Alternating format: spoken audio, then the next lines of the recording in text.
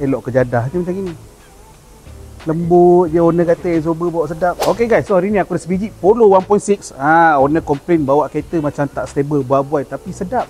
Selesa kata dia, memang selesa lah. Kau rasa sebab dia dah lembut macam gini, mana nak sedap bawa bro. Exober kalau baru kau tengok ni, kau tekan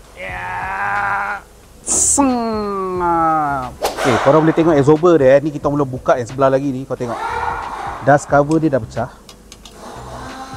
Bump stopper dia okey tak okey je lah. Cuma dengan mounting dia pun dah penyet. Kalau kau nampak kat tadi dah penyet sikit.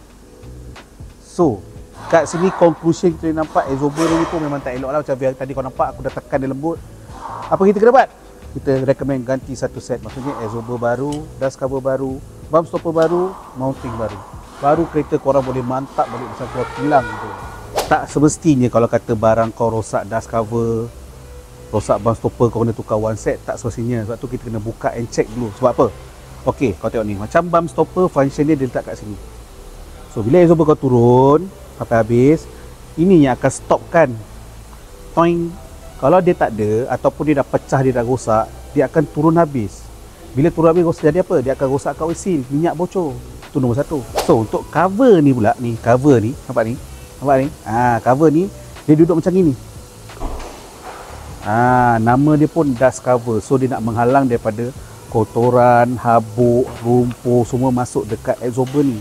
Sebab kau nak tahu kenapa? Once ada benda kotor melekat dekat sini, bila Exober tu bergerak naik turun, termasuk dekat dalam oil seal ni, itu pun boleh menyebabkan kau punya Exober rosak ataupun Exober kau bocor. Okay, so last kali korang boleh nampak tangan aku, ini adalah Exober mounting. Contoh untuk Polo macam ni. Mounting, ini adalah Exober bearing. Okey. So, kalau bila kau bawa kereta kau naik bumper ke apa, gereguk, kemungkinan kau punya Exober mounting dah rosak. Tapi bila kau tengah barang kereta, kau pusing steering kan, bunyi keletak, kemungkinan besar kau punya Exober bearing kau yang dah rosak.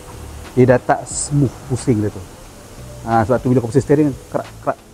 So sekian sahaja ilmu Exober untuk korang hari ni. So kalau korang ada masalah kereta korang, boleh datang kat Bob Minute Garage. Okay, dan tengok video aku, jangan lupa like, comment, follow, and share. Tekan button subscribe sekali. Ingat, pakai kita laju minta yang baru. Ciao.